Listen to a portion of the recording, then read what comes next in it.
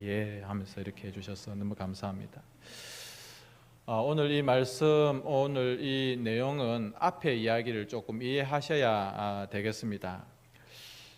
사무엘 선지자 시대 때에 이스라엘 나라로서는 굉장히 수치스럽고 비극적인 사건이 있었는데 그 사건의 배경을 우리가 좀 살펴봐야 되겠습니다. 물론 그 당시에 엘리 제사장이 있었고 사무엘은 점점 이제 이스라엘 역사의 중심된 역할로 준비가 되고 있는 그런 과정이었는데 이때 이스라엘과 블레셋의 전쟁이 일어났습니다.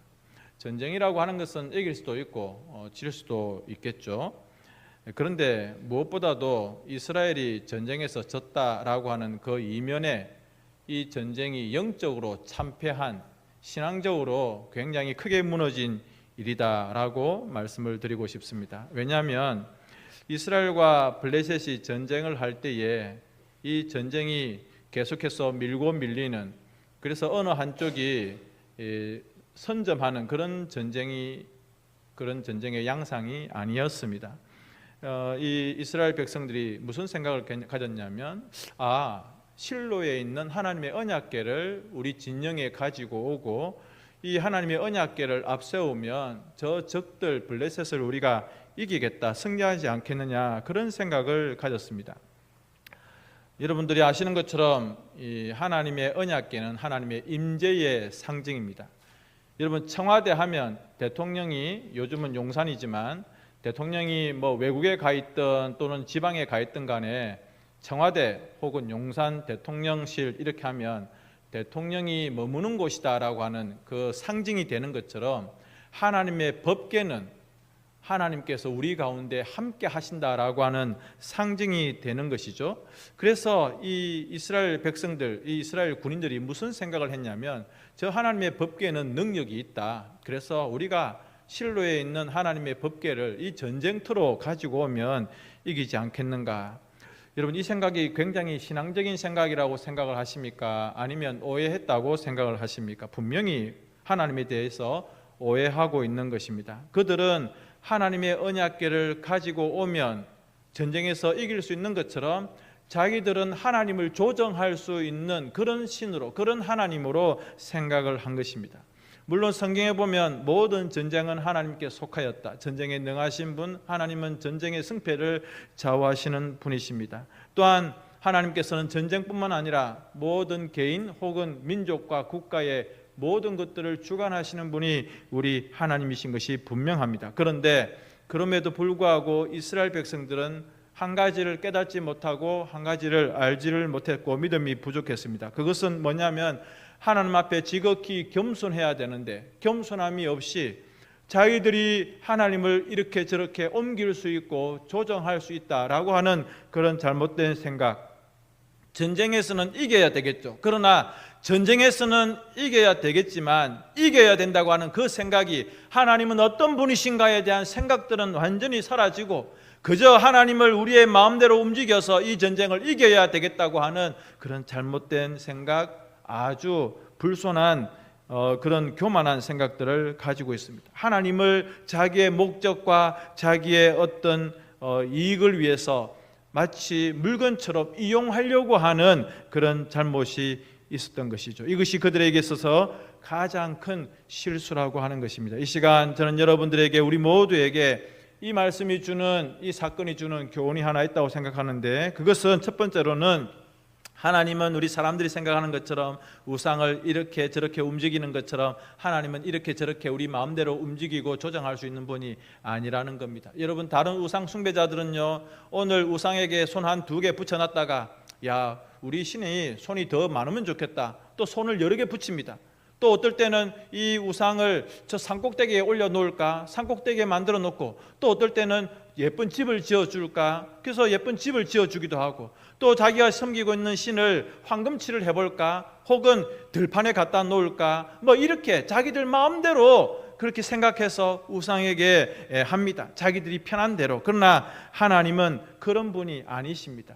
저는 어릴 적에 베레스 우사의 사건, 법궤가 이동하는데 소가 뛰는 바람에 법궤가 떨어지려고 했습니다. 우사가 옆으로 가다가 법궤가 떨어지려고 하니까 그 법궤를 붙들었습니다. 성경에 보니까 즉사했다고 되어 있습니다. 이해를 하지 못했습니다. 이상하다. 법궤가 떨어지고 땅바닥에 처박히면 손상되고 깨지고 부서지는데 그걸 막았는데 왜 즉사하지? 근데 여러분, 하나님께서는 하나님의 마음을 가지고 계셨습니다. 너희들이 나를 이렇게 해서는 안 된다는 거예요. 어디 짐승이 끄는 수레에다가 하나님의 법궤를 움직이라고 했습니까? 법궤는 하나님의 사람들이 어깨에 메고 이동하도록 되어 있습니다. 그런데 다윗은 마음은 뜨거웠지만은 그냥 주변 나라에서 하는 것처럼 그냥 그렇게 법궤를 이동하면 되는 줄 알았습니다. 하나님은 그런 방법으로 영광을 받으시는 분이 아니시고 하나님은 그런 방법으로 예루살렘에 입성하실 분이 아니시다는 겁니다. 그런데 우리가 잘못 생각하고 있어요.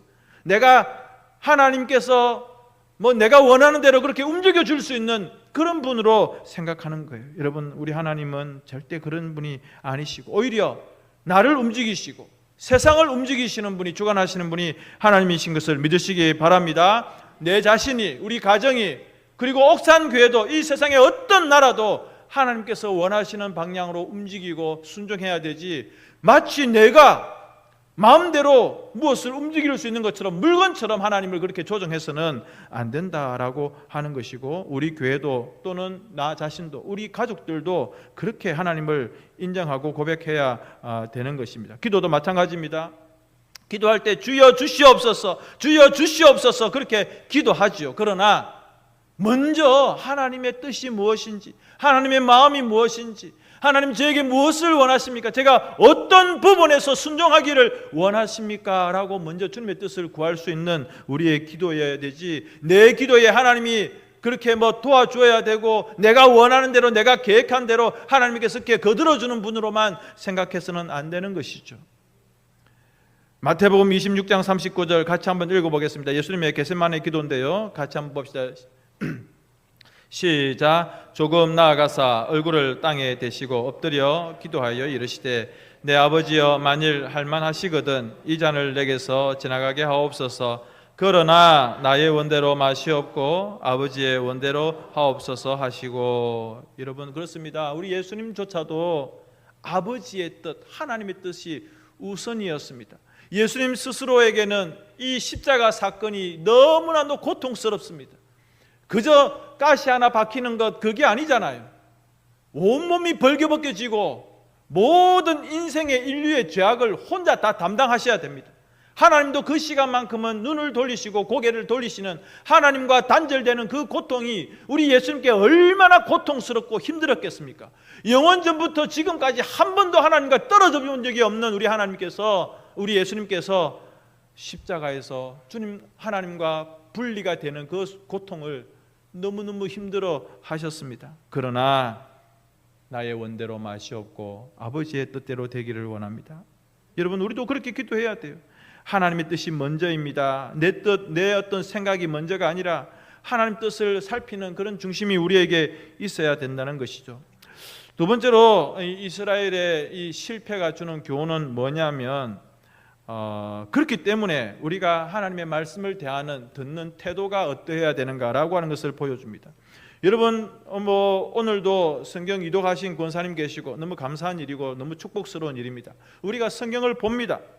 그리고 설교 시간에 설교를 듣습니다. 그러면 그만입니까? 성경을 내가 읽고 내가 주일날 교회당에 와서 목사님의 설교를 들었던 것으로 그냥 그렇게 만족해버리고 끝나면 안 되는 것입니다. 하나님께서는 내가 성경을 읽는 것도 기뻐하시지만 그 성경 말씀에 순종하는 것을 원하시고, 하나님께서는 내가 주일날 와서 목사님의 설교를 듣는 것도 기뻐하시지만 내가 그 말씀 가운데 순종하며 순복하며 그 말씀대로 살아가는 일상의 삶을 더 기뻐하신다는 것을 우리가 기억해야 됩니다. 말씀을 들을 때 회개할 부분들이 있으면 회개하셔야 돼요. 저는 설교 시간 끝나고 예배 시간 끝났을 때 다 같이 밖에 나가고 식사하러 나가고 집으로 갈 때도 누군가는 교회당에 남아서 펑펑 우는 분들이 좀 계셨으면 좋겠어요. 왜냐하면 마음이 찔리고 아프니까, 그 말씀이 회개가 되니까. 다른 분들은 다 집에 가고 차 타고 가고 정리정돈할 때에 혼자서 교회당에 앉아가지고 기도하는 분들이 좀 계셨으면 좋겠습니다. 말씀에 순종하고 하나님 제가 그렇게 살지 못했습니다 라고 가슴을 치면서 애통해하는 그런 분들이 좀 계셨으면 좋겠고, 혹은 그 말씀이 나에게 새로운 힘과 위로가 되어서 즐거운 마음으로 밖으로 나가시는 분도 계셨으면 좋겠습니다. 여러분, 우리의 기도, 우리의 예배 어떻게 하고 있습니까? 심지어는 기도할 때 하나님 내가 이렇게 정했으니까 하나님은 내 뜻에 따라줘야 됩니다라고 하나님께 윽박지르고 있습니다. 하나님을 협박하고 있습니다. 여러분, 그게 아닙니다. 하나님, 제가 하나님께 굴복하게 해주시고 제가 하나님께 항복하게 해주십시오. 내 마음은 이렇게 되었으면 좋겠습니다만 하나님, 그건 아닙니다. 하나님께서 원하시는 뜻으로 내가 순종하며 엎드리겠습니다 라고 하는, 그래서 하나님 그 말씀에 순종하고 그 말씀에 굴복할 수 있는 용기를 주시고 믿음을 주십시오라고 기도할 수 있는, 그게 기도고 그게 우리의 예배가 되어야 되지 않겠습니까? 당시 이 엘리 제사장 시대는 영적으로 굉장히 어두운 시대였습니다. 그래서 이 법궤를 가지고 가야 되겠다 할 때 엘리 제사장이 반대하지도 않고 그냥 그렇게 해버립니다. 결국 누가 이깁니까? 블레셋이 이깁니다. 성경에 보니까 이 블레셋 사람들이 처음에 떨었어요. 와, 이게 무슨 일이냐?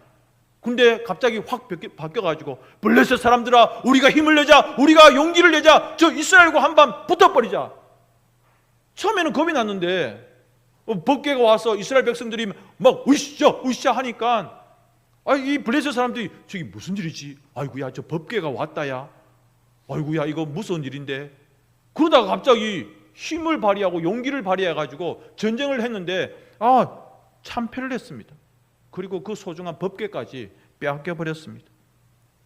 이 전쟁에서, 이 전투에서 살아남은 사람이 처참한 몰골을 해가지고 이 전쟁에서 패한 소식을 전해줍니다. 실로에 있는 엘리 제사장에게 갑니다. 실로는 하나님께 예배하는 처소, 그런 장소, 지역이었거든요. 13절 말씀 같이 한번 읽어봅니다. 시작. 그가 이를 때 엘리가 길 옆 자기의 의자에 앉아 기다리며 그의 마음이 하나님의 괴로운 말미암아 떨릴 즈음이라 그 사람이 성읍에 들어 알림에 온 성읍이 부르짖는지라.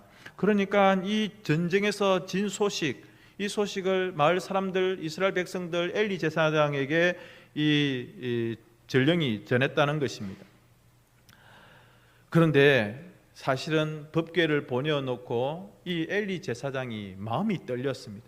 심히 떨렸습니다. 마음이 불안했다는 거예요.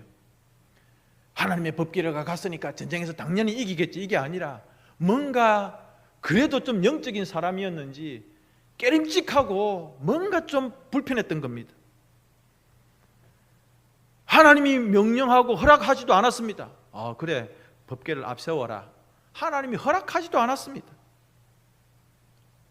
하나님의 예배의 처소인 그 실로에 법궤가 있어야 되는데, 아니 그 법궤를 이동한 것입니다.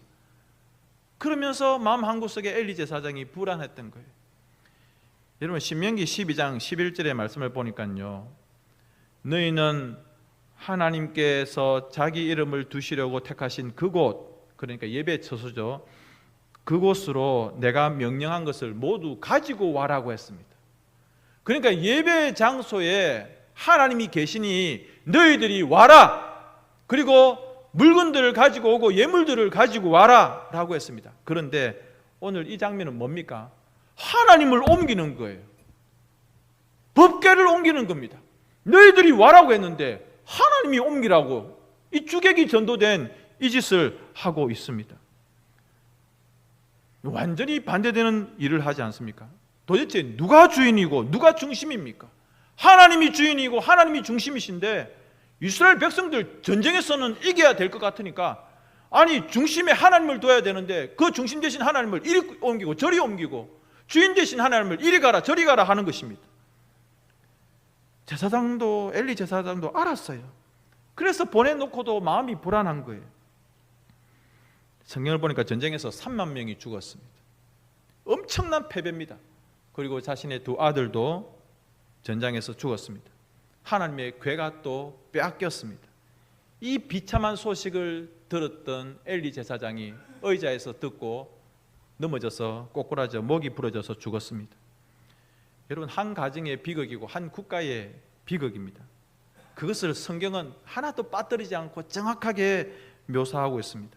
그런데 이 사건이 언제 일어났냐면 이 엘리 제사장의 며느리, 자기 아들이 비느하스인데 이 비느하스의 아내가 임신을 하고 있을 그때에 이 소식을 듣고 갑자기 진통, 산통이 오고 아기를, 이 비참한 비극적인 상황 가운데 아기를 낳습니다. 무슨 소식을 들었습니까? 전쟁에서 졌다, 남편 죽었다, 법계 빼앗겼다, 시아버지 죽었다. 여러분, 이런 일들을 우리 주변에서 혹시 본 적이 있습니까? 그런데 이 비극적인 소식을 들으면서 아이를 출산하게 됩니다. 그리고 이 며느리가 아이를 출산하면서 아기를 낳을 그때에 죽어가는 거예요.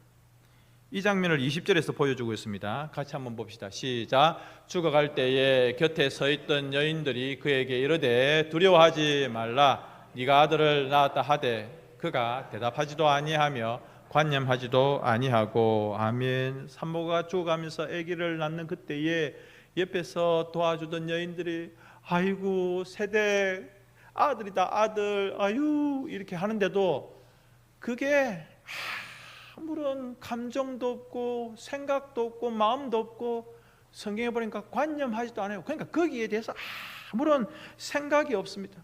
여러분, 보통 여인들이 고대 사회에서 아들을 낳았다 하면 그래도 마음 가운데 위로가 됩니다. 그런데 전쟁에서 졌습니다. 남편 죽었습니다. 법계 빼앗겼습니다. 시아버지 죽었습니다. 그러니까 아무것도 기쁘지가 않아요. 아들이 태어나도 기쁘지가 않습니다. 그러면서 그 태어난 아들의 이름을 이가봇, 영광이 떠났다, 그렇게 이름을 짓습니다. 아들을 낳았는데 그 아들의 이름이 영광이 떠났다. 옆에 있는 여자들이 아이고 세대가 아들이다 아들 해도 그 말이 전혀 위로가 되지가 않습니다. 성경에 관념하지 않았다 이 말이요, 정확하게 풀었으면 마음에 들지 않았다, 기뻐하지 않았다는 겁니다. 최근에도 제가 어디 지나가다 보니까 어느 동네 누구 손자 태어나 현수막을 걸어놨더라고요. 아들이든지 손자든지 하여튼간에 요즘은 어린아이 한 명 태어나는 게 얼마나 기쁜 소식인지 현수막을 붙입니다. 그런데 이 여인은 그것이 전혀 기쁘지가 않았습니다. 사실 한 가문에 아들이 태어나고 고대 사회에 또 이 엘리 제사장 가문에 그렇게 자녀가 태어난다고 하는 것은 요즘으로 치면 목사 가정 아니겠습니까? 얼마나 큰 축복으로 여기겠습니까? 그런데 그것이 하나도 축복으로 들리지가 않는 거예요. 그래서 이가봇, 영광이 떠났다, 영광이 없다. 그런데 여러분, 오늘 이 성경에서 우리가 조금만 좀 거슬러 올라가면 18절 말씀을 한번 보시렵니까? 18절 같이 한번 읽어봅시다. 시작. 하나님의 괴를 말할 때에 엘리가 자기 의자에서 뒤로 넘어져 문 곁에서 목이 벌어져 죽었으니 나이가 많고 비대한 까닭, 그가 이스라엘의 사사가 된 지 40년이었더라. 아멘. 오늘 성경에 몸이 비대했다 이렇게 나옵니다. 엘리사의 죽은 원인이 목이 벌어져 죽었다, 나이가 많았다, 그런데 비대한 까닭이다. 왜 비대한 까닭이다 라고 살쪘다고 요즘으로 치면 비만 비슷한 그런 표현을 썼을까? 이걸 알려고 하면 조금 더 성경을 조금 올라가면 좋은데, 제가 제일 좋아하는 성경 구절 말씀이 나오는 부분입니다. 사무엘상 2장에 보면 29절부터 30절에 이런 말씀이 있습니다. 저렇게 되어 있는 부분만 한번 같이 읽어봅시다. 시작. 그러므로 이스라엘의 하나님 나 여호와가 말하노라, 내가 전에 내 집과 내 조상의 집이 내 앞에서 영원히 행하리라 하였으나 이제 나 여호와가 말하노니 결단코 그렇게 하지 아니하리라. 나를 존중히 여기는 자를 내가 존중히 여기고 나를 멸시하는 자를 내가 경멸하리라. 아멘. 여러분, 29절에 보면 무슨 말씀이 있었냐면 이 엘리 제사장이 자기 자식들을 더 귀하게 중히 여겼다라고 할 때 이 중히라고 하는 히브리어가 카베드라고 하는 말인데요, 이 말이 아까 비대했다라고 할 때 그 말하고 똑같습니다. 존중히 여기다라고 하는 이 단어와 똑같습니다. 자기 아들은 무겁게 존중히 여기고 귀하게 생각했는데 하나님에 대해서는 가볍게 여기는 그런 실수를 했다는 것입니다. 카바드. 제가 제일 좋아하는 말씀이 뭐냐면, 물론 이사야 41장 10절 말씀도 제가 좋아하지만 이 부분도 제가 굉장히 중요하게 생각합니다. 제가 우리 교회에 이제 이력서를 낼 때에 우리 양 장로님하고 장로님들 보셨는지 모르겠습니다. 이 구절을 넣었습니다. 나를 존중히 여기는 자를 내가 존중히 여기고 나를 경멸히 여기는 자를 내가 경멸하리라. 이 옛날 성경 구절을 제가 넣고 제가 이 말씀을 소중하게 생각합니다 라고 그렇게 말씀을 드렸습니다. 여러분, 이 엘리 제사장은 하나님보다도 물론 하나님을 잘 섬긴다고 섬기는 제사장이었습니다. 그런데 자식들이 더 귀했던 거예요. 그들이 카바드, 또 오늘 우리가 읽었던 비대한 까닭이라 무겁게 느껴지는 그런 사람이었습니다. 자기 자식들이 성막에서 못된 짓을 해요. 여자들한테 못된 짓을 하고 성막에 가지고 오는 그런 하나님께 드리는 예물들을 자기들 제일 좋은 거 골라 가지고 가고 막 성막을 어지럽히고 예배를 어지럽히고 막 자기들 마음대로 하는데, 아니 제사장이 그 일을 알고 아버지가 그 일을 알았으면 내놈 해야 될 텐데 말을 안 하는 거예요. 자식들 마음 상할까 봐. 성경에 보니까 이 자식들이 얼마나 많이 먹었는지 살이 쪘어요. 아버지 제사장도 비대해지고 자식들도 좋은 거 먹다 보니 살이 찌고. 그래서 저는 운동 열심히 하고 있습니다. 살 안 찌려고요. 목사님 요즘 살 쪘네요, 얼굴 몸 좋아 보입니다, 이러면 저는 또 운동해야 됩니다. 얼마나 자기 자신을 중히 여기는지, 자기 자신을 카바드 중하게 여기는 거예요. 그냥 살을 막 찌우는 거예요. 그러니까 이 집안이 이가봇, 영광이 떠나는 집안이 되지 않습니까? 사랑하는 성도님 여러분, 우리 모든 성도님들이 하나님을 존중히 여기는 자가 되시기를 바랍니다. 그리고 목사를 존중히 여기시고 특별히 우리 장로님들을 존중히 여기십시오. 믿음의 선배님들을 존중히 여기셔야 돼요. 함부로 하시면 안 됩니다.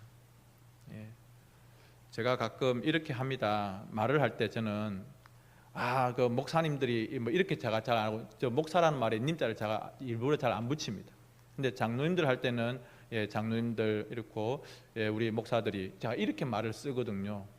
근데 이게 여러분들이 혹시 이상하게 들어가지고 목사들이 요즘 다 그렇다 이렇게 말하시면 안 됩니다. 여러분들은 항상 목사 뒤에 님자를 붙이시고, 권사 뒤에 님자 붙이시고, 집사 뒤에 님자 붙이시고 존중히 여기셔야 돼요. 장로님을 누가 세워주셨습니까? 하나님이 세워주셨습니다. 집사님을 누가 세워주셨어요? 하나님이 세워주셨어요. 목사가 세운 것 아닙니다. 그분들을 존중히 여기는 것이 누구를 존중히 여기는 겁니까? 하나님을 존중히 여기는 거예요. 자기가 그렇게 함부로 해놓고 자기 보고는 존중해 달래요. 말도 안 되는 소리입니다. 오늘 성경이 뭐라고 했습니까? 나를 존중히 여기는 자를 하나님이 존중히 여긴다는 거예요. 하나님의 일들을 가볍게 생각하고 경멸하고 교회가 똑같이 목사들은 다 똑같아, 인간들이야, 인간들. 물론 인간이죠. 장로들 그거 별것 아니야, 함부로 말하면요 나중에 하나님이 그 사람을 경멸히 여기실 겁니다. 교회에 대해서 함부로 말하는 사람들, 이 땅에 교회가 다 썩었다 뭐 어떻다 하는 사람들 함부로 말하시면 안 됩니다. 예수님의 피로 값주고 사신 교회를 가볍게 여기면 안 되는 거예요. 아들 둘이가 죽었습니다. 시아버지가 죽었습니다. 여러분, 이게 운이 나빠서가 아닙니다. 그들이 대단하게 전쟁 실력이 없어서도 아닙니다. 이 집안 아버지와 두 아들이 자기들을 더 중하게 여긴 거예요. 그래서 영적인 비둔함과 육체의 비대함으로 빠진 것입니다. 그러니까 하나님이 영광이 떠나는 결과가 되고 말았잖아요. 그래서 여러분, 저는 결론적으로 내가 누구를 더 존중히 여기는가, 내가 내 몸, 내 어떤 중심으로 내가 주인된 삶을 살아가는가, 아니면 하나님을 소중히 여기고 하나님의 교회를 소중히 여기고 하나님이 세우신 사람들을 소중히 여기고 존중히 여기는 그런 삶을 살아가는가? 나의 원대로 되기를 원하는가? 아니면 하나님의 뜻이 이루어지기를 원하는가? 사무엘서 2장 말씀, 나를 존중히 여기는 자를 내가 존중히 여기고 나를 멸시하는 자를 내가 경멸하리라. 다른 번역 성경에 보니까 나를 소중히 여기는 자를 내가 소중히 여기고 나를 무시하는 자를 내가 천대하리라. 또 다른 성경에는 나를 귀하게 여기는 자를 내가 귀하게 여기고 나를 우습게 여기는 자를 내가 수치스럽게 하리라. 여러분, 우리 중에 어떤 분들은요, 이 엘리 제사장처럼 자식들을 더 중요하게 생각하는 사람들이 있어요. 그래서 자식과 자기를 살찌우는 일에는 열심을 내요. 근데 교회 일에는 관심이 없고 영적인 일에는 전혀 관심이 없어요. 자식이 중요합니다. 재산이 중요합니다. 내가 살아가는 이 삶이 더 중요하고 하나님 중심, 성경 중심, 교회 중심이 아니라 내 중심, 자식 중심, 돈 중심이 되어가는 거예요. 하나님께서는 그걸 원하지 않으십니다. 분명히 신앙인이라고 하는데 주일날마다 교회는 오는데 그래서 겉으로 보기에는 뭐 크게 그렇게 흠잡을 데가 없는 것 같은데 근데 가만히 보니까 하나님을 이용하고 교회를 이용하고 자기가 조금 손해보고 그렇게 할 것 같으면 그냥 하나님도 멀리하고 신앙도 멀리하는 그런 사람들, 전혀 변하지 않는 신앙인이 아니라 종교인으로 살아가는 사람들, 하나님의 말씀이 선포됨에도 불구하고 하나님의 말씀들 다 튕겨내버리는, 하나님 말씀을 받았을 때 그 말씀 때문에 변화되고 새롭게 되어지는, 하나님께서 너 변해야 된다, 김집사 너 변해야 돼, 최집사 너 변해야 돼 라고 말씀하신데도 불구하고 나는 지금까지 이대로 살아왔습니다, 저 손대지 마세요, 나 교회 옮깁니다, 이런 생각을 하는 사람들이 많다는 거예요. 굉장히 어리석은 인생입니다. 여러분, 성경에 시편 51편을 한번 찾아보시겠습니까? 시편 51편 마지막으로 한번 봅시다. 나중에 이 찬양 한번 우리가 부를 건데요, 시편 51편 메뉴에 표제가 뭐라고 나와 있냐면 다윗의 시, 인도자를 따라 부르는 노래, 다윗이 밧세바와 동침한 후 선지자 나단이 그에게 왔을 때라고 되어 있습니다. 11절 말씀 같이 한번 읽어보겠습니다. 11절 시작. 나를 주 앞에서 쫓아내지 마시며 주의 성령을 내게서 거두지 마소서. 주의 구원의 즐거움을 내게 회복시켜 주시고 자원하는 심령을 주사 나를 붙드소서. 여러분, 다윗이 얼마나 벌벌벌 떨었겠습니까? 자기는 완전 범죄를 저질렀다고 생각했습니다. 밧세바와의 이 일에 대해서는 아무도 모른다고 생각을 했습니다. 그런데 나단 선지자가 와서 이야기를 풀어놓더니 당신이 바로 그자다라고 했을 때 너무너무 두려웠습니다. 그래서 주님, 나를 떠나지 마시옵소서, 주님의 성신을 내게서 거두지 마옵소서, 주여 나를 살려주십시오, 떠나지 마십시오. 얼마나 겁이 났는지 아십니까?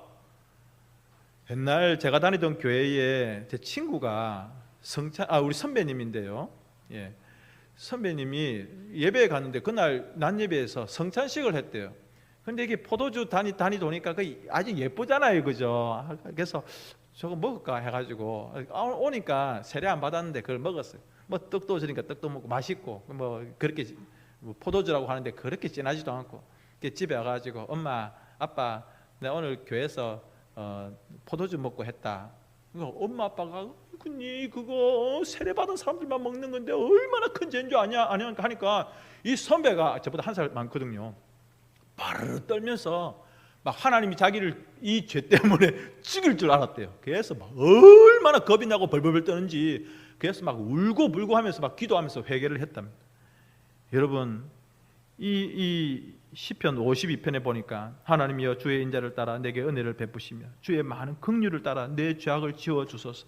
나의 죄악을 맑게 씻으시며 나의 죄를 깨끗이 씻하소서. 물론 나는 내 죄가를 아오니 내 죄가 항상 내 앞에 있나이다. 10절 하나님이여 내 성에 정한 마음을 창조하시고 내 안에 정직한 일을 새롭게 하오 주옵소서.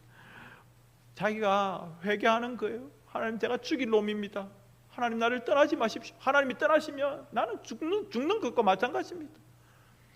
이 사울 왕은 하나님의 성신이 떠나고 뭐 이런 것에 대해서 관심이 없고 사람들이 나를 어떻게 보는가 그런 거에 관심이 많았잖아요. 그런데 적어도 다윗은 안 그랬던 거예요. 하나님 떠나지 마십시오. 하나님의 그 성령을 내게서 거두지 마십시오. 찬양 한번 하겠습니다.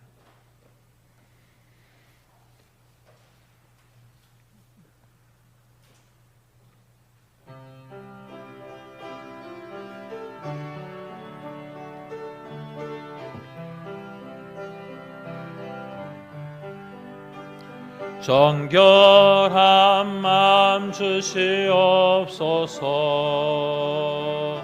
오 주님,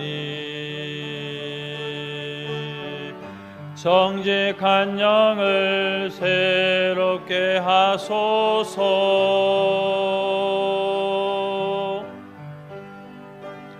정결한 마음 주시옵소서. 오 주님, 정직한 영을 새롭게 하소서. 나를 주님 앞에서 멀리하지 마시고 주의 성령을 거두지 마옵소서.